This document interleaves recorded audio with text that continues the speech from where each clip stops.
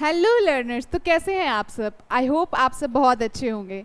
तो स्वागत है आपका अरविंदा चैनल के यूट्यूब क्लासेस पे, और मैं आपके English educator Ayushi.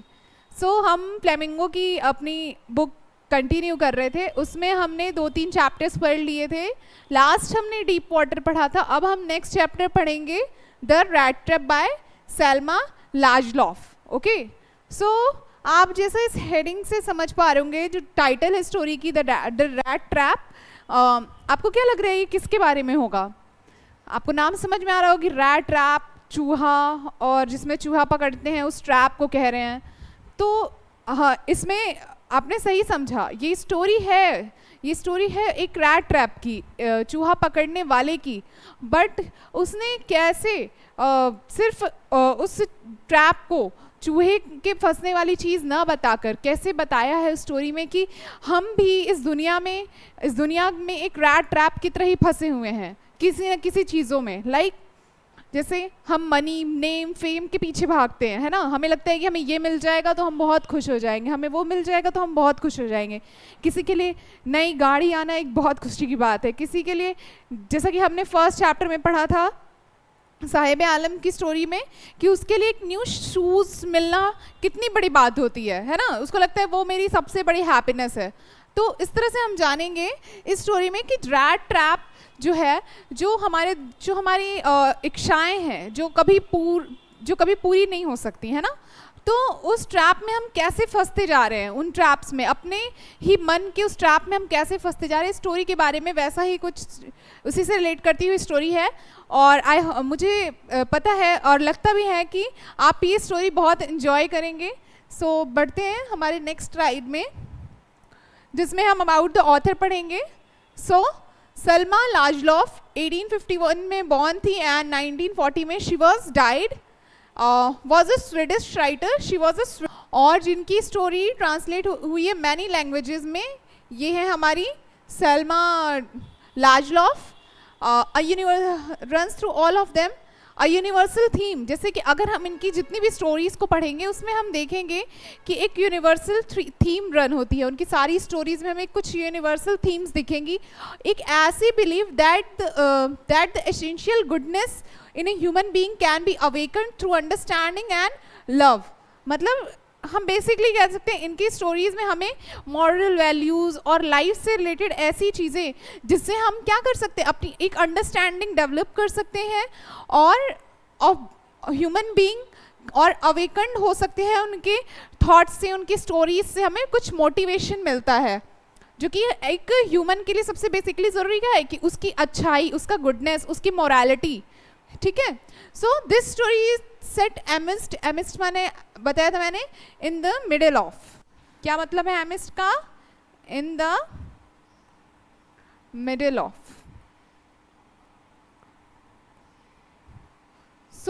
This story set amidst the mines of Sweden. ये स्टोरी कहाँ पे आपकी हो रही है? माइंस ऑफ स्वीडन के मिड में, जो कि रिच है आयरन ओर में, which figure large in the history and legends of the country. The story told somewhat in the manner of a fairy tale. और ये स्टोरी को कुछ फेयरी टेल के मैनर में ऑथर ने हमारे सामने प्रेजेंट किया है। तो आर यू गाइज रेडी? हम मेन टेक्स्ट पे चले। Okay, here's the story, the rat trap. Okay, once upon a time there was a man who went around selling small rat traps of wire. He made himself at odd moments from the material he got by begging in the stores or at some big farm. Okay, यहाँ बोल रहे हैं कि एक बार की बात है कि एक रैट ट्रैपर था, एक आदमी था जो सेल करता था, क्या स्मॉल रैट ट्रैप सेल करता था, जो उसकी खुद की जो स्मॉल रैट ट्रैप थी वो किसकी मेड अप ऑफ वायर, वो वायर से बनी हुई थी। ओके, उन रैट ट्रैप्स को वो खुद ही बनाता था। कैसे बनाता था? जो from the material he got by begging, जो वो मटेरियल बैग करके लोगों से लाता था।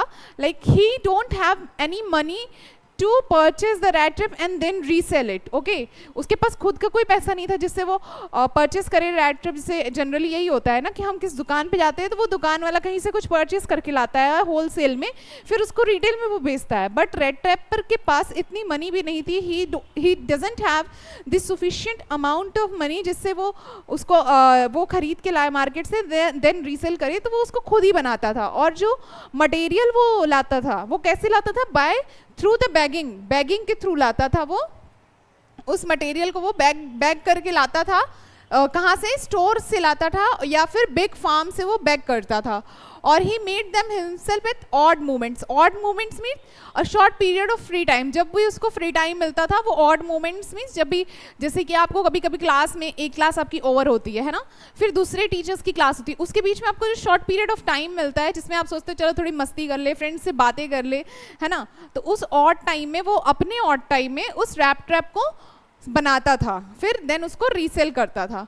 But even so the business would not specially profitable.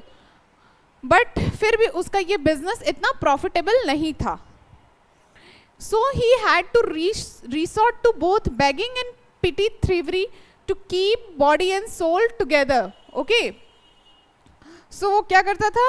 वो बेगिंग करता था और थ्रीवरी करता था. अपने बॉडी और सोल मतलब अपने जीवन को चलाने के लिए वो ये दो काम करता था. Even so his clothes were in rags, his cheeks were sunken and hunger gleamed in his eyes. और क्योंकि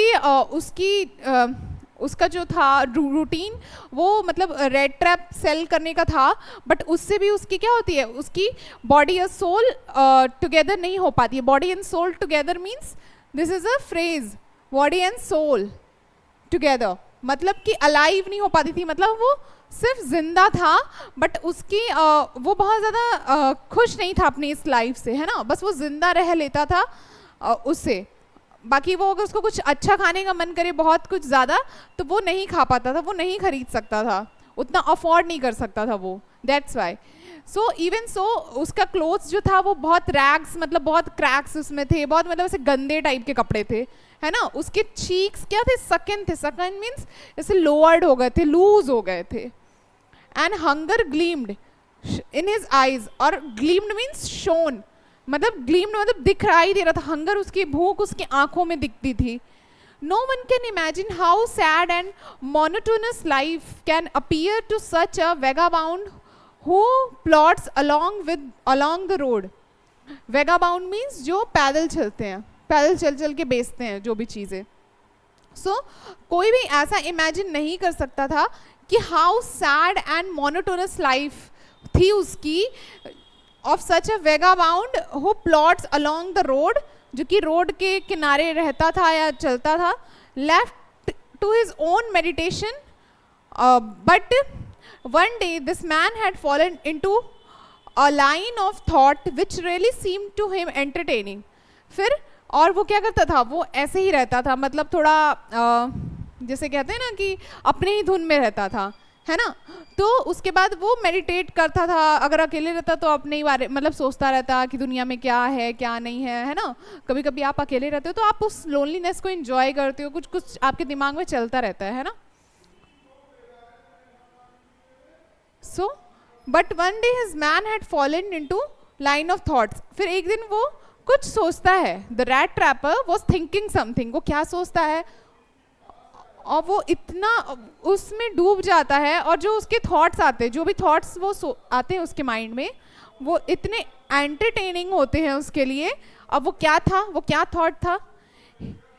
ही had naturally been thinking of his rat traps when suddenly he was struck by the idea that the whole world about him, the whole world with its land and seas, its cities and villages was nothing but a big rat trap. अब वो क्या सोचता है कि जो whole world है, अभी वो क्या सोचता है कि मैं एक रैट ट्रैप बेचता हूँ, बट ये होल वर्ल्ड भी तो एक रैट ट्रैप की तरह है.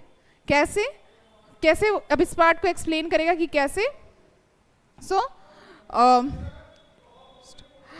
whole world about him, the whole world with its land and seas, जो होल वर्ल्ड है, जो लैंड और सीज हैं, जो सिटीज और विलेजेस हैं, वॉज नथिंग, ये क्या है, बस एक बिग रैट ट्रैप की तरह है.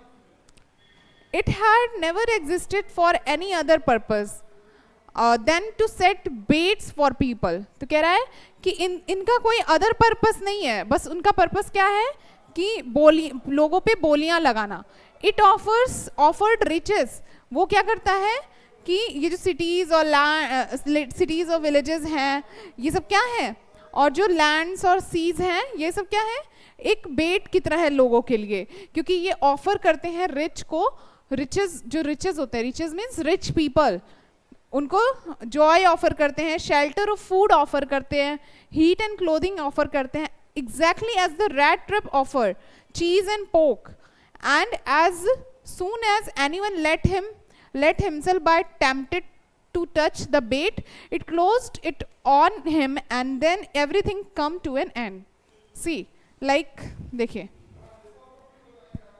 यहाँ पे ये एक्सप्लेन कर रहे हैं, like जैसे ये आपका रैट ट्रैप है, आप इसको समझ लेना, शायद ये ना लगे रैट ट्रैप की तरह आपको, लेकिन आप समझ लेना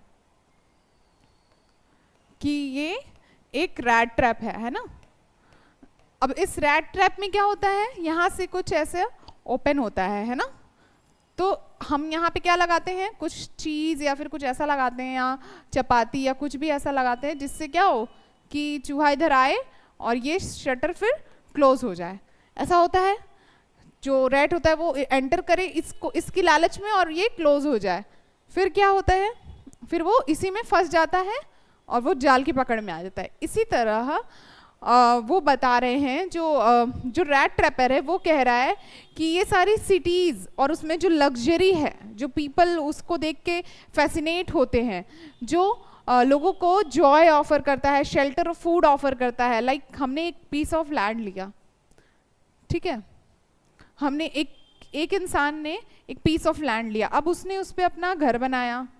अब उसको लगेगा कि इस घर में अब हमें अच्छी सी इंटीरियर करानी चाहिए, फिर उसे लगेगा कि हमें यहाँ पे गार्डन बनाना चाहिए, फिर मुझे गर्मी हो रही है एसी लगानी चाहिए. तो इस तरह से क्या होता है, उसकी इच्छाएं बढ़ती जाती, और इन लग्जरी और इन चीज़ों को वो बढ़ाने में क्या होता है, फंस जाता है वो इंसान. और फिर क्या होता है, वो लोन ले लेता है, अपनी अंदर की सेंसेस को खुश करने के लिए वो लोन ले लेता है. तो इस तरह से वो एक रैट ट्रैप में फंस जाता है. उसके लिए ये चीज़ें भी क्या है, एक रैट ट्रैप की तरह ही है, जिसमें वो फंसता चला जाता है ना. तो यहाँ पे वो रैट ट्रैप ऐसे ही कहता है, उसको यही जब वो मेडिटेट कर रहा था सड़क किनारे, जब वो बैठ के ऐसे कुछ सोच रहा था, तो उसके माइंड में यही आता है कि जो चीज़ें मैं बेच रहा हूँ वो लोग तो खुद लेने के लिए कितने मतलब पागल से हो गए हैं, वो खुद ही ये दुनिया भी में ही ये सारी चीज़ें लोग रैट ट्रैप में खुद फंसना चाहते हैं, और मैं तो बना के चूहे को फंसा रहा हूँ, रैट को फंसाने के लिए बनाया हूँ. Next, the world had of course never been very kind to him. जो वर्ल्ड था, जो लोग थे, उसके साथ कभी भी काइंड नहीं, अच्छे से पेश नहीं आए. So it gave him unwanted means unusual joy to think ill of it in this way. So इसी वजह से उसके माइंड में ये सारे थॉट्स आए लोगों के लिए, ठीक है. It became a cherished pastime of during many dreary प्लॉडिंग्स.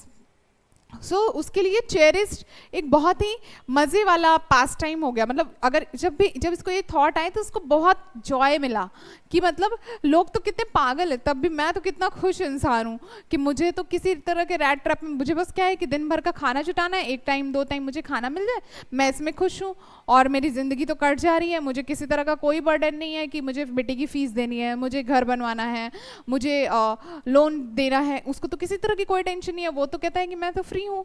और लोग इस चीज़ को अपने आप रेड ट्रैप में अपने फंसते जा रहे हैं.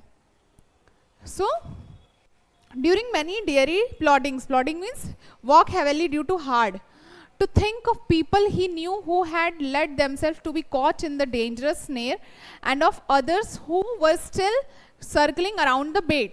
फिर वो अपना हैवी पैर से, जैसे कि आप थक जाते हो तो बहुत ऐसे से नहीं चलते हो, बहुत ज़्यादा ऐसे पैर एकदम घसीट टाइप के, तो उसी तरह से चलते हुए सोचता है कि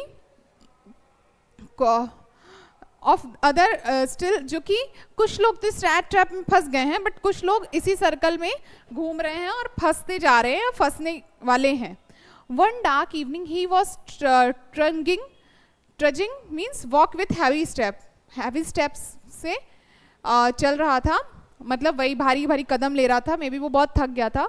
along the road he caught sight of a little grey cottage by the road side. तो उसको एक लिटिल ग्रे कॉटेज दिखता है रोड साइड पे.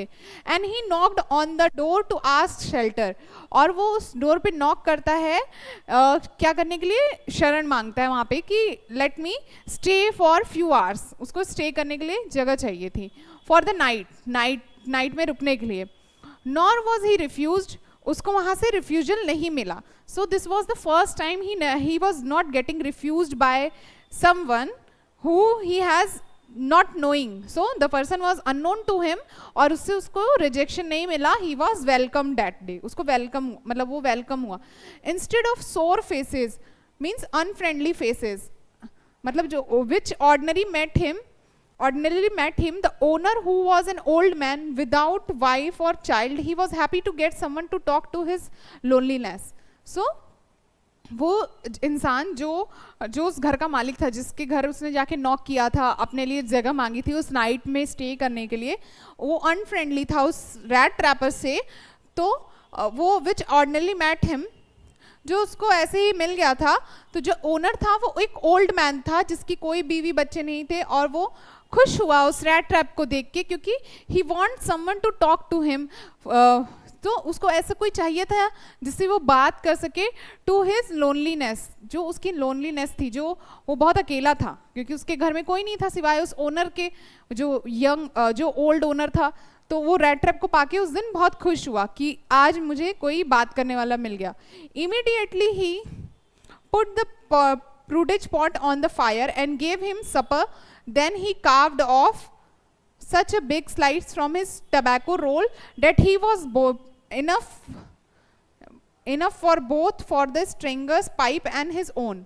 फिर उसने क्या किया कि तुरंत उसने क्या चढ़ाया, प्रोजर मीन्स घी, वो खिचड़ी बनाने वाला पॉट चढ़ाया, फायर पे रखा खिचड़ी बनने के लिए, और उसको सपर दिया मीन्स डिनर के लिए पूछा. Then he carved for means to divide something into parts. फिर उसने डिवाइड किया दो पार्ट में. Such a big slice from his tobacco, अपने टबैको में से एक बिग साइज निकाला और उसका दो पार्ट किया, उसको रोल किया. That it was enough for both, जो कि इतना इनफ था दोनों के लिए. For the strangers pipe and his own, और एक बार स्ट्रेंजर्स को अपनी पाइप देता और एक बार खुद वो, मतलब जो भी टबैको था या हुक्का था वो पीता. Finally he got out an old pack of cards and played mjolis with his guest until bedtime. फिर उसने कार्ड्स निकाले, कार्ड्स मीन्स पत्ते निकाले, वो तो आप हमेशा ही खेलते होगे शायद, जस्ट किडिंग. सो उसने पत्ते निकाले और उसने खेलने शुरू कर दिए, जिसका नाम था मोजिस. जो प्लेइंग कार्ड थे उसको, उस गेम को मोजिस बोलते हैं. सो जब तक वो सोने नहीं गए, बेड टाइम उनका नहीं हुआ, तब तक वो उन्होंने उस गेम को खेला. Next, the old man was just as generous with his confidences as with his prodigy and tobacco. जो ओल्ड मैन था वो बहुत ही जेनरस मीन्स काइंड था. जेनरस मीन्स क्या होता है, kind person. So he was generous और कॉन्फिडेंस था. सिर्फ उसको, मतलब उसको बहुत अपने खिचड़ी खिला के, पॉरिज और टबैको दे के. The guest was informed at once that he in his days of prosperity his host had been a crofter at Ramso iron work and had worked on the land. फिर वो guest जो था वो inform करता है, वो बताता है कि एक बार अपने प्रॉस्पेरिटीज़ के डे में, अपने प्रॉस्पेरिटी के day means those days when he was young, जब वो यंग था या फिर जब वो उसके अच्छे दिन थे, तब क्या था, the host has been a crofter. तब वो क्रॉफ्टर हुआ करता था. क्रॉफ्टर क्या होता है, a person who work on a rented from. तो वो रेंट पे वर्क करता था एक जिसको आयरन वर्क्स थे वहाँ पे, और वर्क करता था लैंड पे, और ज़मीन का भी कुछ काम करता था, जो रैट ट्रैपर था. Now that he was no longer able to do day labor, it was his cow which supported him. फिर जब वो कुछ काम नहीं कर पाया, फिर उसके बाद जब वो ओल्ड होने लगा, लेबर वर्क नहीं कर पाया, तो उसके बाद उसके पास एक काऊ थी जो उसको सपोर्ट करती थी. Yes, that bossy means used for cow who gives a lot of milk. ठीक है, ऐसी काऊ को कहते हैं जो ज्यादा मिल्क देती है, उनको हम क्या कहते हैं, बॉसी. वॉज एक्स्ट्राऑर्डिनरी, जो बॉसी थी वो बहुत ही ज़्यादा एक्स्ट्राऑर्डिनरी थी क्योंकि she gives a lot of milk. So she could give milk for the creamer every day, and last month he had received all of 30 kroner in payment. So ये जो host थे वो क्रॉफ्टर थे कि वो एक इस आयरन वर्क मिल में वो काम करते थे, जिनके घर वो उसने रैट ट्रैपर ने स्टे किया था. तो उनके बारे में बता रहे हैं. और उन्होंने बताया कि उनके पास एक बॉसी थी जो कि मिल्क गिविंग काऊ थी, जो ज़्यादा मिल्क देती थी. और उसके वो मिल्क और क्रीम को क्या कहते थे, जिससे चीज़ बनते थे, उसको वो कहाँ सेल करते थे, और उसको वो बेचते थे फैक्ट्री में. और रिसीव कितना किया उन्होंने, 30 क्रोनर्स को रिसीव किया, जो स्वीडन की करेंसी होती है उसको क्रोनर कहते हैं. ओके, अपने पेमेंट में उनको मिला. This stranger must have seemed incredulous means unbelievable. उसको ये लगा कि अच्छा एक काऊ से इतना पैसा मिल जाता है इनको. For the old man got up and went to the window, took down a leather pouch which hung on a nail in the very window frame, and picked out 3 wrinkled 10 kroner bills. Okay, यहाँ देखिए, ये this is important. 10 kroner bills उसने निकाले. So जो stranger था उसने थोड़ा unbelievable manner में ये सारी बातें सुनी. मतलब ऐसा कि शायद ये जो बोल रहे हैं, जैसे आपको कभी कभी दोस्त किस्सा सुनाता है ना, कहते पता है मेरे पापा तो इतने बड़े महान इंसान हैं, या फिर इतने ज़्यादा पावरफुल हैं कि उनके कहने पे हेलीकॉप्टर छत पे आ जाता है. तो फिर आप सोचते हो कि ये सच बोल रहा है या झूठ बोल रहा है. ऐसा आपका रिएक्शन होता है. तो सामने वाले को समझ में आता है कि अच्छा ये बिलीव नहीं कर, अच्छा रुको मैं तुम्हें कल फोटो भेजता हूँ, है ना. तो इसी तरह से उसने जो रेड ट्रैपर था उसकी बातों को ऐसा सुन रहा था, ऐसा रिएक्ट किया उसने सुन के. उसके फेस पे कुछ ऐसा रिएक्शन था जैसे कि उसको वो अनबिलीविंग लग रहा है, बहुत ज़्यादा अप्रोचिंग नहीं लग रहा है उसकी वो बातें, जो ओनर की बातें थी. तो उस ओल्ड मैन उठा, अपने विंडो के पास गया और लेदर का एक पाउच जो हंग किया था उसने नेल पे, यानी कि कील पे टांग के रखा हुआ था विंडो के फ्रेम के पास, उसको उठाया और उसमें से व्रिंकल्ड मीन्स थोड़े मुड़े हुए 10 क्रोनर्स के बिल निकाले, है ना. These he held up before the eyes of his guest. फिर उसने अपने गेस्ट के आंखों के सामने उसको रखा. nodding knowingly and then stuffed to fill up with something them back into the pouch. फिर उसने उन्हें दिखाया, उसने नॉड किया, अब माना उसने.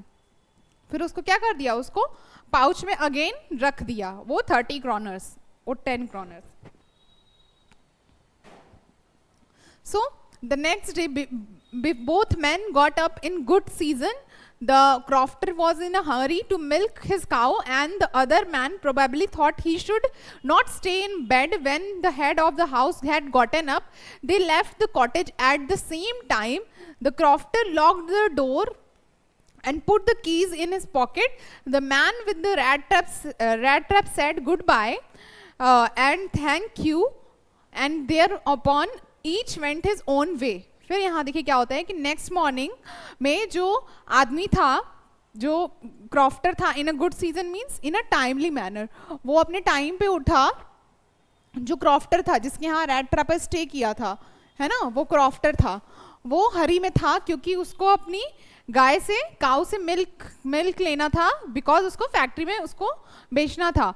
और जो अदर मैन था, अदर मैन मीन्स जो रैट ट्रैपर था, उसने सोचा कि he should not stay in a bed, कि उसको बेड में स्टे नहीं करना चाहिए. बिकॉज अगर कोई इंसान है, जैसे आपको भी ऐसा लगता है ना कि कोई, आप किसी के घर जाते हो, है ना, जो आपका फ्रेंड है या फिर कोई है, तो अगर आपको लगता है कि उसका कोई घर है, अब उसके घर में कोई नहीं है, अब वो जा रहा है बाहर, तो आप सोचते हो चलो मैं भी चल लेता हूँ, क्योंकि किसी अनजान घर में अकेले नहीं रहा जाता है। क्यों? क्योंकि अगर मान लो कल को उसका कुछ भी चोरी हो गया तो वो किसका नाम देगा कि तुम ही ने चोरी किया या फिर तुम ही से कुछ गायब हुआ है। अगर वो नहीं भी देगा फिर भी हमें ऐसा लगता है एज अ ह्यूमन बीइंग।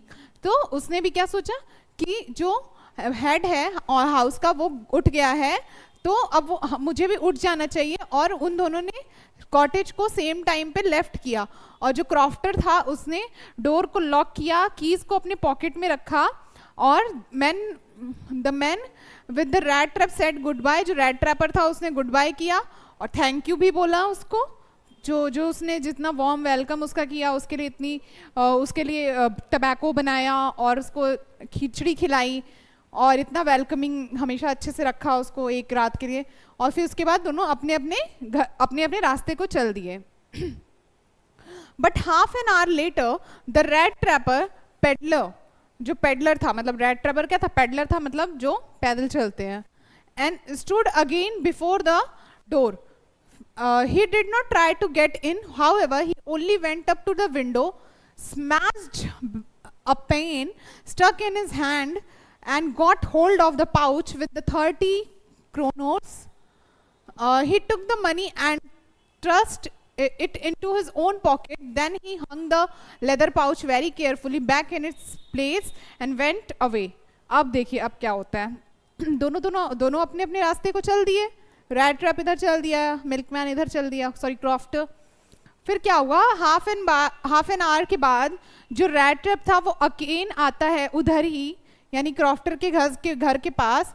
फिर वो क्या करता है, वो घर के पास आता है लेकिन वो घर के अंदर घुसने की कोशिश नहीं करता। Instead what does he do, he went up to the window, वो विंडो के पास जाता है।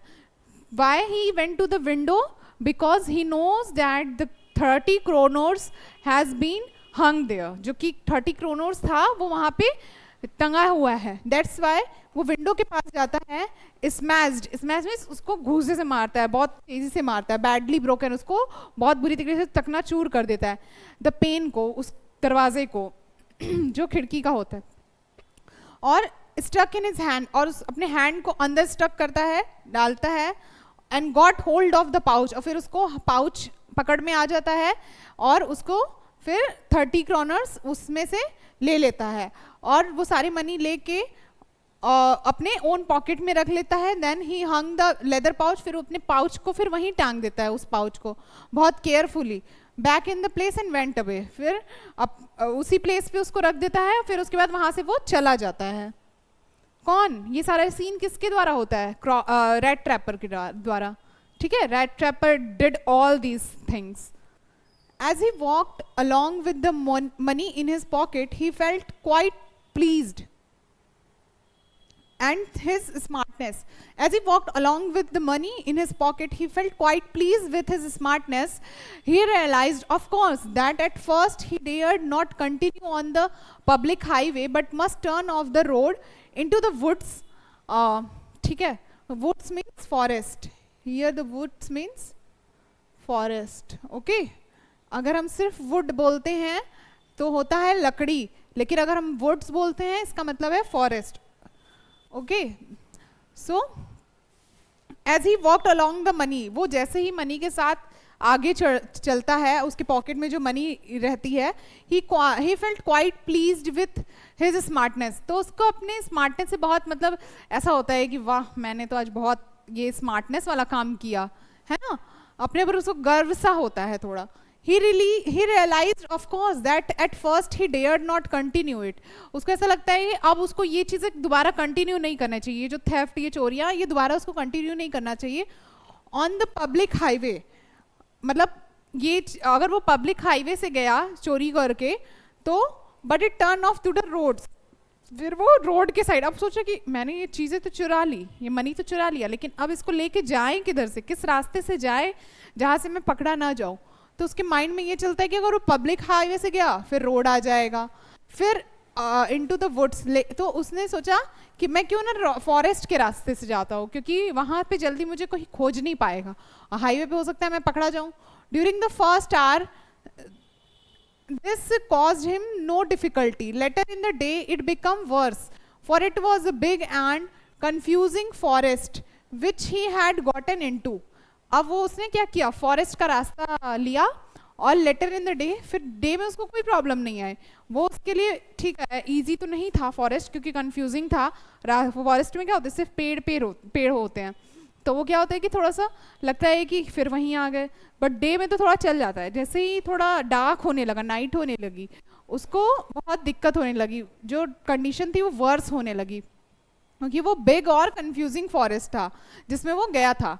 ही try to be sure to walk in a definite direction. वो सोच रहा था वो सोच रहा था कि वो एक सीधी डायरेक्शन में चल रहा है, मतलब एक सीधी डायरेक्शन पकड़ने की कोशिश कर रहा था, but the path twisted back and fourth so strangely. फिर उसका पाथ ऐसा ट्विस्ट हो जाता, फिर उसको समझ में नहीं आता कि वो कहाँ आ गया। He walked and walked without coming to the end. वो चलता गया, बट उसको एंड नहीं मिला ऑफ द वुड, और सिर्फ वुड्स उसको दिख रहा है, यानी सिर्फ पेड़ दिख रहे हैं, फॉरेस्ट दिख रहे हैं। And finally he realise that he had only been walking around in the same part. फिर उसको ऐसा रियलाइज होता है कि वो एक ही पार्ट में, जैसे ये फॉरेस्ट है ना, ये फॉरेस्ट है आपका, तो उसको ऐसा रियलाइज हो रहा है कि वो इसी पाथ पे चल रहा है, इसी पाथ पे चलते चलते फिर टर्न आ जा रहा है, फिर उसको रियलाइज फिर वो यहीं इसी पाथ पे आ जा रहा है, तो उसको ऐसा लग रहा है घूम फिर के वो बार बार एक ही पाथ पे आ जा रहा है। So all at once he recalled his thought about the world and the rat trap. फिर उसको सडनली वो रेड ट्रैप की याद आती है, जो उसके मन में फर्स्ट टाइम पे थॉट आया था, रोड साइड पे उसके थॉट आया था कि एक इंसान अपनी इच्छाओं को पूरा करने के लिए अपने मन की चीज़ों को कैसे उस रेड ट्रैप पे फंसता है। जैसे कि अभी इसने चोरी किया, ठीक है, चोरी की कर लिया, लेकिन अब उसको छुपाने के लिए उसको क्या कर रहा है, उससे छुपना पड़ रहा है उस पैसे को बचाने के लिए। अब उस पैसे से तो वो बहुत मस्ती करता, लेकिन अब उसको बचाने के लिए उसको क्या करना पड़ रहा है, उसको अब उससे छुपाना पड़ रहा है। जिस तरह से उसने चोरी की, उस चोरी से उसको बचाने के लिए, खुद को छुपाने के लिए, उस मनी को एंजॉय करने के लिए छुप छुप के चलना पड़ रहा है। तब उस रैट ट्रैप में वो फंस गया है। Now his own turn had come, अब उसका ही टर्न आ गया। अभी तक तो उसको लगता था कि मैं इस रैट ट्रैप में नहीं फंसा हूं, लेकिन चोरी करने के बाद उसको लगा है कि अब वो भी रैट ट्रैप में फंस गया है। He had let himself be fooled by a bait and had been caught. So उसको लग रहा है कि अब वो खुद ही अपने आप को फूल बना लिया है। मतलब फूल मीन्स ऐसा कि कभी कभी हम दूसरे को तो बहुत ज्ञान देते हैं, लेकिन खुद वो ज्ञान को इम्प्लीमेंट नहीं करते हैं, है ना। अब उसको डर है कि कहीं कभी भी वो पकड़ा ना जाए। The whole forest with his trunk and branches it thickets and fallen logs closed it in upon him like N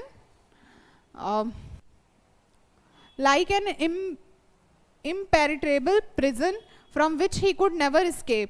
अब उसको वो फॉरेस्ट कैसा लग रहा है, एक जेल की तरह लग रहा है, because he is not getting out from it, क्योंकि वो उससे बाहर नहीं निकल पा रहा है, एस्केप नहीं कर पा रहा है, इसलिए उसको वो एक रैट ट्रैप की तरह लग रहा है और उसको बहुत डिफिकल्टी हो रही है ना। उसको ये सारे जो ब्रांचेस हैं, टिकट्स हैं, फॉलन लॉग्स है, उसको बस यही सब दिख रहा है उस जंगल में। तो अब वो बहुत ही ज़्यादा घुटन महसूस कर रहा है उधर। It was late in December. Darkness was already descending over the forest. This increased the danger and increased also his gloom, sadness and despair, hopelessness. तो कह रहा है कि ये वो दिसंबर का टाइम था जब उसने चोरी की, तब का टाइम क्या था, दिसंबर का टाइम था, और darkness was already descending. So darkness थी, वो बढ़ रही थी ओवर द फॉरेस्ट में डार्कनेस बढ़ रही थी। द इंक्रीज ऑफ डेंजर, यानी डार्कनेस फॉरेस्ट में बढ़ना मतलब कि डेंजर भी डेंजर जोन का थोड़ा, जैसे क्योंकि क्या होता है कि डार्क में जो जंगली जो एनिमल होते हैं, वाइल्ड एनिमल्स, वो ज़्यादा बाहर निकलते हैं, तो उसका शिकार करके कोई भी खा सकता है उसको, ठीक है। And increase also gloom means, और मतलब डार्कनेस को क्या कहते हैं, नाइट को थोड़ा सैडनेस से कंपेयर करते हैं, तो सैडनेस बढ़ रही थी। एंड डिस्पायर, होपलेसनेस, और उसकी होपलेसनेस भी बढ़ रही थी, ठीक है। Finally he saw no way out, फिर उसको कोई भी वे नहीं, कोई भी जगह नहीं दिख रहा था कि कहाँ जाए वो। And he sank down on the ground, और फिर वो थक के हार के वो ग्राउंड पे नीचे बैठ गया। Tired to death, thinking that his last moment had come. अब उसने क्या मतलब उसने एक्सेप्ट कर लिया कि अब मैं कभी भी मरने वाला हूँ, और उसने उस थिंकिंग को एक्सेप्ट करते हुए वहाँ पे वो बैठ गया और अपने लास्ट मोमेंट का इंतज़ार करने लगा कि कब मैं किसी जानवर के हाथों खाया जाऊँगा, ठीक है। But just as he laid his head on the ground he heard a sound, और जैसे ही उसने अपने मतलब घर को ऐसे रख के बैठा तो उसने एक साउंड सुनी, और हार्ड रेगुलर ट्रम्पिंग, एक बहुत ही हार्ड रेगुलर ट्रम्पिंग की sound. Trumping means the sound of some heavy object beating, मतलब किसी हैवी ऑब्जेक्ट से, यानी कि कोई हैमर से, हैमर होता है ना हैमर, कोई हैमर से, हैमर तो नहीं लग रहा होगा आपको, हैमर से किसी हैवी ऑब्जेक्ट पे, ये किसी आयरन की ऑब्जेक्ट है, इस पे बीट किया जा रहा है, किसी हैवी ऑब्जेक्ट से उसको बीट किया जा रहा है, ऐसी उसको स्टम्पिंग की साउंड आने लगी। There was no doubt as to what that was, he raised himself, those are the hammer strokes from the iron mill. फिर उसके बाद उसको कोई डाउट नहीं था कि व्हाट वाज दैट, कि वहाँ वो क्या है, मतलब वो जो साउंड है वो कैसी साउंड है, उसको इसमें कोई डाउट नहीं रहा। उसको लगा कि वो कहीं ऐसी जगह पे है अब जहाँ पे अब उसको कुछ लोग हेल्प करने के लिए मिल जाएंगे। सो ही रेज्ड हिमसेल्फ, फिर वो अपने आप को उठाता है। Those are the hammer stroke, वो हैमर स्ट्रोक थे। हैमर स्ट्रोक मीन्स जब आप ऐसे प्रहार करते हो ना हैमर से, मीन्स क्या कहते हैं उसको, हथौड़े से, तो हैमर स्ट्रोक थे जो कि एक आयरन मिल से आवाज आ रहे थे उसकी। ही थॉट, उसको ऐसा लगा, उसने ऐसा सोचा, there must be people near me, nearby, तो उसको ऐसा लगता है कि अब आसपास जरूर कोई लोग होंगे। He summoned, summoned means gathered, all his strength got up and staggered in the direction of the sound. फिर वो तो बहुत थक गया था क्योंकि उसने तो कुछ खाया पिया नहीं था, सुबह से चल रहा था, सिर्फ फॉरेस्ट में रास्ता खोज रहा था, वो रुक भी नहीं सकता था कहीं, क्योंकि उसको ये डर था कि कहीं मैं पकड़ा ना जाऊं, क्योंकि जिसके पैसे उसने चुराए थे, जाहिर सी बात है उसने रिपोर्ट किया होगा पुलिस में, तो पुलिस उसके पीछे आती। अब वो जंगल से वो अगर हाईवे से जाता तो उसको डर था कि वो जल्दी पकड़ा जाएगा, तो उसने जंगल का रास्ता लिया। अब जंगल का रास्ता लिया तो वो खुद ही रास्ता भटकता रहा, उसको लग रहा था वो सेम पाथ पे हमें बार बार आया जा रहा है। अब जैसे ही जैसे डार्क होने लगा उसको लगा कि अब चलो मैं बैठ जाता हूँ यहाँ पे, अब ज़्यादा हो गया। फिर उसके बाद जब वो अपने थक हार के बैठ गया कि अब तो मैं मरने ही वाला हूँ, फिर उसके बाद उसको ये हैमर की आवाज़ सुनाई देती है, उसको लगता है कि कोई है आसपास मेरे। सो उसने अपनी सारी जो भी जितने भी वो डेड फील कर रहा था उस सारी स्ट्रेंथ को गैदर किया, समंड मीन्स गैदर किया, और उठा, और स्ट्रैगर्ड मीन्स लड़खड़ाते हुए कदमों से उस साउंड की डायरेक्शन में चल दिया, ठीक है। सो रामजसो आयरन वर्क्स, सो ये जो रामजसो आयरन वर्क था, which are now close down, जो बंद हो गए थे, ये मिल का नेम है, were not so long ago a large plant with smelter, rolling mill and forge. So वो कैसा था, एक लार्ज प्लांट था, बहुत ही बड़ा मिल था, रोलिंग मिल था, forge means a furnace where metal is heated, एक ऐसा मतलब फर्नेस मीन्स वो ऐसा होता है ना जब आप कोई घर देखते हो मूवी में, तो एक ऐसा भट्टी सा होता है, इसके अंदर आग जलती है और इसी में से मेटल को डाल के उसको शेप देते हैं, क्योंकि वो हीट हो जाता है तो उसको शेप देने में इजी पड़ता है। So and forge a furnace where metal, वहाँ पे मेटल को हीट किया जाता था, वो उस टाइप का मिल था। In the summer time long line of heavily loaded barges and scows slide down the canal which led to a large inland lake, and in the winter time the roads near the mill were black from all the coal dust which shifted down from the big charcoal crates। फिर क्या रहा है वहाँ पे कि summer time पे क्या होता है था, समर टाइम पे long lines of heavily loaded barges and scows slid down the canal. So जो हेवीली लोडेड बार्जेस होते थे वो स्लिड डाउन होते थे कैनल्स में, which led to a large inland lake, जो कि एक लार्ज इनलैंड लेक बना देते थे। And in the winter time, और विंटर टाइम में क्या होता था, जो रोड्स थे नियर द मिल के पास, were black from all the coal, और वो कोल से फिर क्या हो जाते थे, वो ब्लैक हो जाते थे, डस्ट हो जाता था उन पे, which shifted, shifted means descended lightly और स्प्रिंकल्ड, जो स्प्रिंकल्ड हो जाते थे, down from the big charcoal crates, वो बिग चारकोल कैरेट से क्या हो जाते, श्रिंकल्ड हो जाते थे, डार्क हो जाते थे, कोल की तरह काले हो जाते थे। During one of the long dark evening just before Christmas, so एक डार्क इवनिंग क्रिसमस के पहले, the master smith and his helper set in the dark forge near the furnace waiting for the pig iron which had been put in the fire to be ready to put on the anvil. फिर यहाँ पे क्या कह रहा है कि evening में, Christmas के एक इवनिंग पहले, जो मास्टर स्मिथ थे मास्टर स्मिथ और उनके हेल्पर जो थे वो डार्क फॉर्ज के पास बैठे थे, फर्नांस के पास वेट कर रहे थे किसका, पिग आयरन का। Pig iron means raw form of iron, जो रॉ मतलब कच्चा आयरन होता है उसका वेट कर रहे थे। Which had been put in the fire, जिसको फायर में डाल के उसको कुछ शेप देना होगा या उससे कुछ बनाना होगा उनको। To be ready to put on the anvil. Anvil means a heavy iron block with a flat top on which metal can be hammered and shaped. वो एनविल में जिससे जो हैवी आयरन ब्लॉक होता है जिसपे फ्लैट करके iron को उसको शेप देते हैं, है ना, हैमर से मार के उसको शेप देते हैं, उसका वेट कर रहे थे। Every now and then one of them got up to stir the glowing mass with a long iron bar, returning in a few moments, dripping with perspiration through, though as was the custom he wore nothing but a long shirt and a pair of wooden shoes. फिर एक ने क्या किया, वो उठा, got up and stirred the glowing mass with a long iron bar. फिर उसने long iron bar से रिटर्निंग अ फ्यू मोमेंट्स, कुछ मोमेंट्स फ्यू लिया, ड्रिपिंग विथ पर्सिपिरेशन मीन्स स्वेट, और फिर वो भीगा हुआ था बहुत ज़्यादा। दो एज वॉज द कस्टम ही वोर nothing but a long shirt and a pair of wooden shoes. मतलब इतनी ठंडी थी बट उस फायर की वजह से वो इतना उसको गर्मी हो गया था कि उसने एक लॉन्ग शर्ट पहना था और वुडन शूज़ पहने थे, पेयर ऑफ वुडन शूज़ पहने थे, और कुछ नहीं पहना था। एक लॉन्ग पतली सी शर्ट पहनी थी क्योंकि वो फायर के पास रहता था ज़्यादा, तो उससे उसको क्या हो जाती थी, बहुत गर्मी हो जाती थी। All the time there were many sounds to be heard in the forge. और क्या होता था कि बहुत हर समय क्या होती थी, बहुत सारी साउंड आती थी फोर्ज में से। The big bellows groan and the burning coal cracked. और वो क्या होता था, बिग बेलोज ग्रोन मतलब बहुत, जैसे आप हीट पे अगर कुछ तपाओ तो बहुत तरह की आवाज़ें आती थी, तो जो बर्निंग कोल क्रैकल्ड की आवाज़ आती थी उसमें। The fire boy shovelled, shovelled means move charcoal into the maw gauze mouth of the furnace with a great deal to clatter. Clatter means bang. Outside roared the waterfall and a sharp north wind whimmed here to hilt something the rain against the brick tilled roof. मतलब ये सारा एक आपको setup बता रहा है कि जो जो मिल थी, जो फायर फर्नेस थे, उनके साथ उधर क्या क्या हो रहा था, कैसी कैसी चीज़ें जा रही। वहाँ पे जो मैन था जो उस फर्नेस में सारी चीज़ें रेडी कर रहा था, जो आयरन मिल का ओनर था, और वो सारी चीज़ें क्या कर रहा था, वो वेट कर रहा था एक रॉ आयरन मिल का।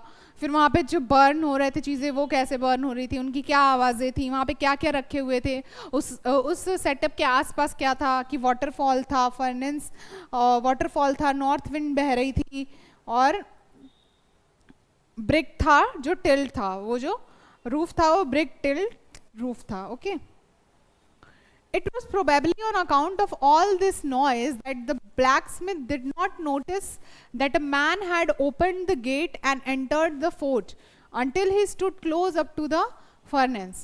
So वो कह रहा है कि it was probably on account all the noise that the blacksmith did not notice that a man had opened the gate. तो जैसे वो जो blacksmith था, blacksmith means जो लोहार होता है, ठीक है, आयरन मैन, वो वाला आयरन मैन नहीं जो आप समझ रहे हो, जो आयरन मैन जो आयरन मील में काम करते हैं, जो आयरन के बिजनेस से डील करते हैं, उनको ब्लैक स्मिथ, लोहार जिसको कहते हैं, है ना, हिंदी में लिख दे रही हूँ, लोहार। ओके, सो जो ब्लैक स्मिथ था तो उसने इतनी आवाज़ें वहाँ हो रही थी, इतने साउंड्स थे उस आयरन मिल के आसपास, उस आयरन मिल से आ रहे थे कि किसी ने गेट खोला और फोर्ज में एंटर किया, बट उनको रियलाइज नहीं हुआ, किसको, ब्लैक स्मिथ को। He stood close up to the furnace, और वो जो मैन था वो फर्नेस के पास चला गया, और वो मैन कौन था, यस बताइए, rat trapper, good. Surely it was nothing unusual for the poor vagabonds without any better shelter for the night to be attracted to the forge by the glow of light which escaped through the sooty pans. Okay, तो ये पहली बार नहीं था कि कोई unusual, क्योंकि वो poor तो दिखता ही था, तो पुअर वैगाबाउंड मीन्स जो पैदल चलते हैं, तो वो पुअर वैगाबाउंड उसके जैसा कभी ऐसा मतलब ये पहली बार नहीं था कि कोई आके और वो फर्नेस के पास, जो फर्नेस में जहाँ पे वो आग जल रही थी वहाँ आके बैठ गया और मतलब रात काटने के लिए उसके पास एक अच्छा वो मतलब एक शेल्टर था, है ना। तो ये पहली बार उसके लिए नहीं हुआ था उनके साथ। किसके साथ? ब्लैकस्मिथ के साथ ये पहली बार नहीं था कि कोई उसको अनजान आदमी ऐसा दिखा जो कि आके बैठ गया उसकी मिल में फर्नेस के पास, और फिर उनको लगा कि अरे ये कैसे आ गया। And to come in the warm themself in front of the fire, और वो आया उस फर्नेस के सामने और अपने आप को वार्म मतलब ठंडक गर्म पहुंचाने लगा, क्योंकि ठंडी थी, दिसंबर का महीना था। The blacksmith glanced only casually and indifferently. He looked the way the people of his type usually did, with a long beard, dirty, ragged, and with a bunch of rat traps dangling on his chest. फिर वो क्या देखता है कि blacksmith ने देखा, glanced मतलब एक झलक देखा, कैजुअली देखा, ऐसे ही देखा, मतलब ऐसे ही जैसे कि आप किससे जैसे रेसेस टाइम पे आप जब अपने फ्रेंड से बात करते हो तो बहुत सारे बच्चे आते जाते हैं आपकी क्लास के बाहर, तो आप क्या करते हो, आप जैसे ऐसे बात कर रहे हो तो आप जस्ट ऐसे देखते हो, फिर मतलब देखते हो कोई आया फिर बस इग्नोर करके फिर आप अपना काम करते हो, जो भी आप बातें कर रहे हो या जो भी कर रहे हो, ठीक है। तो जस्ट उसने ऐसा एक ग्लांस मतलब उसने एक झलक देखी, कैजुअली देखा उसको, इनडिफरेंटली देखा, विथ लैक ऑफ इंटरेस्ट मतलब विदाउट एनी इंटरेस्ट उसको देखा। At the intruder means a person who enters a place without permission, जो बिना परमिशन के घुस जाता है, उस पर्सन को देखा और उसने देखा कि he looked the way people of his type usually did, और उसको ऐसा नहीं लगा कि अरे ये कैसे आ गया यहाँ इस फर्नेस के पास, क्योंकि ऐसे लोग जनरली आ जाते थे। और क्योंकि उसका लुक जिस तरह का था रैट ट्रैप का, कैसा था कि लॉन्ग बियर्ड थे उसके, डर्टी, रैग्ड मीन्स फटे चीथड़े और डर्टी थे, with a bunch of rat traps, और बहुत सारे रैट ट्रैप्स थे, डैंगलिंग ऑन हिज चेस्ट, उसके चेस्ट पे डैंगल कर रहे थे, मतलब इधर उधर कर रहे थे, मे बी उसने माला टाइप बना के अपने पहनी हो, उसको ऐसे मतलब किया हो आगे की side. He asked permission to stay and the master blacksmith nodded a haughty arrogant consent without honouring him with a single word. फिर उसने परमिशन मांगा स्टे करने के लिए ब्लैकस्मिथ से, and the master blacksmith nodded haughty means arrogantly consent without honouring him with a single word. जैसे कि जब रैट ट्रैपर प्रीवियस जिसके यहाँ रुका था, जिसके यहाँ से उसने चोरी की थी 30 क्रोनोर्स, उसके यहाँ जो रुका था क्रॉफ्टर के पास, तो उसने कितने अच्छे से वेलकम किया जब उसने पूछा कि मैं यहाँ रुक सकता हूँ तो। बट यहाँ पे क्या हुआ, उसने ब्लैकस्मिथ से पूछा कि क्या मैं यहाँ रात भर रुक सकता हूँ, तो उसने, क्योंकि उसके पास जनरली हमेशा लोग आते हैं, तो उसने बहुत एरोगेंटली मतलब ऐसा करके बस कह दिया कि हाँ चलो ठीक है रुक जा, बहुत ही मतलब अनडिसेंट वे में, ठीक है। तो ऑनर नहीं किया उसको, बस कुछ सिंगल वर्ड नहीं मिला, बट उसको समझ में आ गया कि हाँ मतलब इसको मतलब मेरे रुकने से प्रॉब्लम नहीं है, ना रुकने से भी कोई इतना वो नहीं है मतलब। So the tramp did not say anything either, और ट्रैम्प ने कुछ भी नहीं कहा। He had not come there to talk but only to warm himself and sleep. फिर वहाँ पे वो क्योंकि क्या करने आया था, बातें करने नहीं आया था, बट वो सिर्फ अपने आप को गर्म करने आया था और सोने आया था। किसने? रैट ट्रैप जो था वो। In those days, the Ramso iron mill was owned by a very prominent, a famous or rich iron master whose greatest ambition was to ship out good iron to the market. Okay, so उन दिनों जो रामजसो मिल था वो own किसके द्वारा था? Prominent जो famous होते हैं, फेमस या रिच पर्सन, आयरन मास्टर जो उसके थे, उनसे क्या था वो मतलब ओनर थे उसके, वो चलाते थे। Whose greatest ambition was to ship out good iron, जिसका ग्रेटेस्ट एम्बिशन क्या था कि अच्छे आयरन्स को शिप करना, शिपिंग करना उनकी, यानी कि उनको डिलीवर करना टू द मार्केट में। He worked both night and day to see that the work was done as well as possible, and at this very moment he came into the forge and one of his nightly rounds of the inspection. So जो owner थे वो हमेशा day और night में आते थे उस अपने फैक्ट्री के वर्क को देखने के लिए, इंस्पेक्शन करने के लिए, जब भी उनको पॉसिबल हो जाता था, है ना, एट हिज वेरी मोमेंट। तो इस मोमेंट में वो आए, ही केम इनटू द फॉर्ज, वो फॉर्ज के पास आए और नाइटली राउंड्स पे अपने थे, वो नाइट के राउंड पे मतलब नाइट राउंड वो ले रहे थे, इंस्पेक्शन कर रहे थे। ठीक है. Naturally the first thing he saw was the tall ragamuffin. Ragamuffin means a person in his rags, मतलब फटे चीटे कपड़ों में जो थे, जो रैट ट्रैप था. Who had eased his way so close to the furnace that steam rose from his wet rags. So उनका जो नज़र पड़ा नेचुरली किसके ऊपर पड़ गया, रेड ट्रैपर के ऊपर पड़ गया, जो कि वेट मतलब भीगा हुआ था और अपने आप को फायर से हीट ले रहा था. The iron master did not follow the example of the blacksmith who had hardly designed do something that one considered to be beneath one dignity to look at the stranger. जो iron master था उन्होंने follow नहीं किया उस example को blacksmith के, who had hardly designed to look at the stranger. कि मतलब कि जैसे कि जो ब्लैकस्मिथ था वो क्या करता था, वो स्ट्रेंजर्स को बहुत ही वेलकम नहीं करता था. वो जस्ट ऐसा ही मतलब वो इरिटेटिंग फेस में कि आओ बैठना है तो बैठो, तुमको जो करना है करो, मुझे मेरा काम करने दो, मुझे डिस्टर्ब मत करो, ऐसा जो रिएक्शन था इसका ब्लैकस्मिथ का, उस तरह का रिएक्शन न देते हुए वो उन्होंने आयरन मास्टर की नज़र उस पर गई, रैट ट्रैपर पर गई, उस स्ट्रेंजर पर गई. उन्होंने उसे इग्नोर नहीं किया. He walked close up to him. फिर वो उनके पास गए. कौन? आयरन मास्टर जो थे, जो ओनर थे उस आयरन मिल के. Looked him over very carefully. उसको बहुत ध्यान से देखा पास जाके. Then tore off his slouch hat to get a better view of his face. तो शायद जो रैट ट्रैपर था उसने हैट रखी होगी अपने फेस पे रख के सोया होगा या जो भी कर रहा होगा, हीट ले रहा होगा. तो उनको तो जो आयरन मास्टर थे वो रैट ट्रैपर के पास जाते हैं. फिर उसके बाद वो उसको ध्यान से देखते हैं बट वो देख नहीं पाते, तो इसी वजह से वो उसका हैट हटा के फिर उसको देखते हैं, एक व्यू लेते हैं उसका. फिर उसके बाद क्या होता है देखिए बेटर व्यू के लिए. But of course it is you Nils Olof. ये कौन बोलता है? Nils Olof. He said how do you look. तो अब आयरन मैन क्या कहते हैं, iron man got to know the rat trapper. Iron man जान गए कि रेड ट्रैपर कौन है या वो कौन है. तो वो कहते हैं of course if it is you. अरे ये तुम हो. निल्स ऑल्फ. निल्स ऑल्फ नाम बताते हैं रेड ट्रैपर का. He said. आयरन मास्टर बोलते हैं हाउ डू यू लुक. कैसे लग रहे हो तुम, कैसा हो गए हो तुम. The man with the rat traps had never before seen the iron master at Ramso and did not even know what his name was. तो जो रैट ट्रैपर था वो उसने कभी आयरन मास्टर को रामसो पे नहीं देखा था और इवन वो उसके नेम को भी नहीं जानता था. जो आयरन मास्टर था वो तो रैट ट्रैपर को जानता था but rat trapper iron master को नहीं जानता था.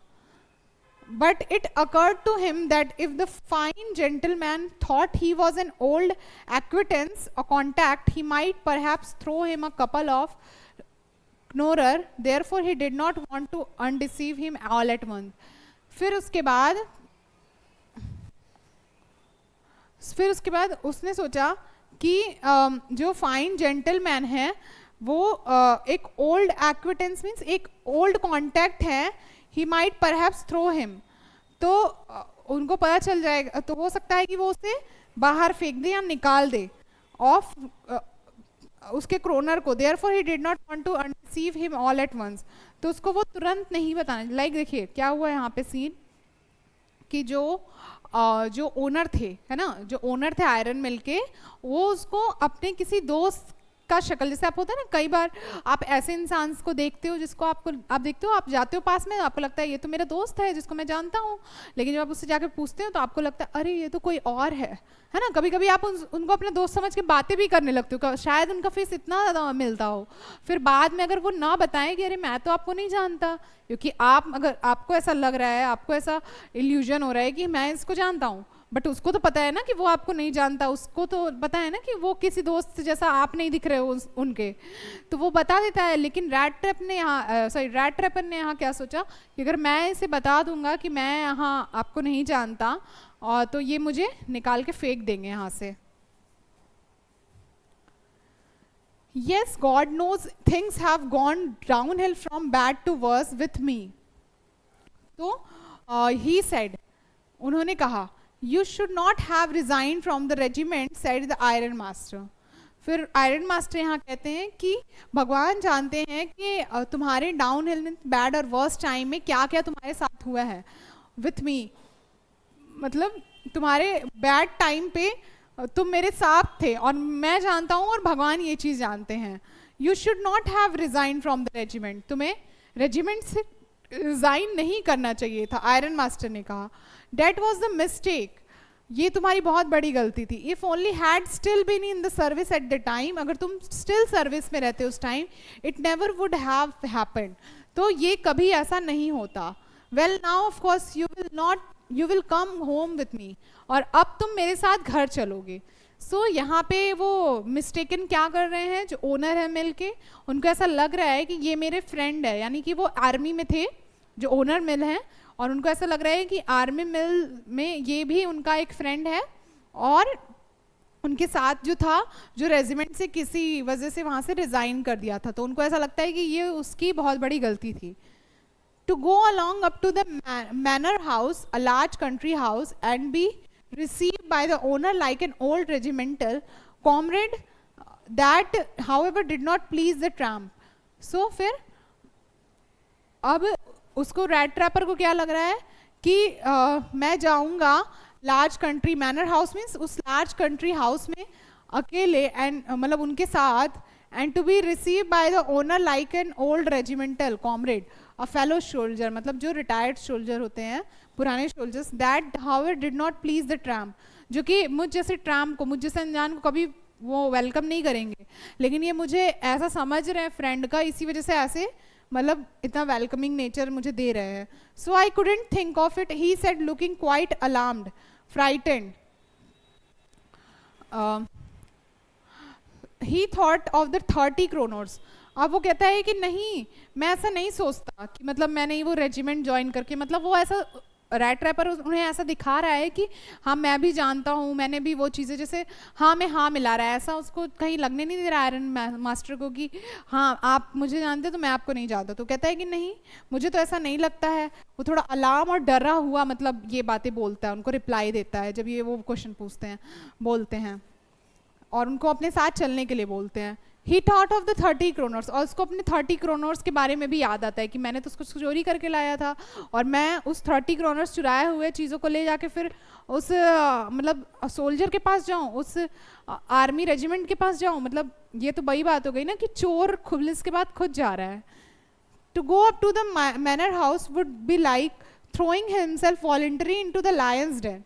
तो वो कह रहा है कि मैनर के हाउस में जाने का मतलब है कि अपने आप को खुद ही शेर शिकारी के क्या कहते हैं, शिकारी के पास खुद ही जा रहा है शिकार, ऐसा हो गया इसका मतलब. तो he only wanted a chance to sleep here in the forge and then sneak away as inconsequentially as possible. तो वो कह रहा है, वो सोचता है कि मैं तो सिर्फ यहाँ पे एक रात बिताने आया हूँ, ताकि मैं सिर्फ एक रात सो सकूँ, क्योंकि मैं बहुत थक गया हूँ, और मैं फिर next day without which is not noticeable, मतलब बिना किसी की नज़र, मतलब नज़र बचा के फिर मैं ऐसे यहाँ अगले दिन निकल जाऊँ, जितनी जल्दी हो सके उतनी जल्दी. The iron master assume date he felt embarrassed because of his miserable clothing. अब आयरन मास्टर को लग रहा है क्योंकि मेरा फ्रेंड था जब, तो बहुत स्मार्ट था, बहुत अच्छे से रहता था, लेकिन अब क्योंकि ये इसके ड्रेस वगैरह फट गए हैं और मतलब दाढ़ी वाड़ी आ गई, ऐसे थोड़ा गंदी टाइप में है, फिल्थी में मैनर में है लग रहा है ये, तो इस वजह से शायद ये शर्मा रहा है, एम्बैरेस हो रहा है मेरे साथ चलने के लिए, है ना. तो इसी वजह से आयरन मास्टर मतलब ऐसा सोचते हैं उसके बारे में, इस वजह से वो उसको इंसिस्ट करते हैं कि नहीं आप मेरे साथ चलिए. बट जो रैट रैपर है वो रिफ्यूज़ करता है इस बात को कि मैं आपके साथ नहीं चल सकता, बिकॉज उसको कहीं ना कहीं डर है कि मैं इनके साथ जाऊंगा और फिर मैं पकड़ा जाऊंगा. पुलिस के पास चोर खुद थोड़ी ना चल के जाता है. सो आज की वीडियो हमारी यहीं तक है, ठीक है. अभी तक मैंने जितना आपको समझाया है आप समझिए उसको, खुद से पढ़िए, जहाँ पे नहीं समझ में आप मुझे कमेंट सेक्शन में बताइए, ठीक है. और आई होप आपको ये वीडियो अच्छी लगी. So like share and subscribe. Thank you. मिलते हैं नेक्स्ट पार्ट में.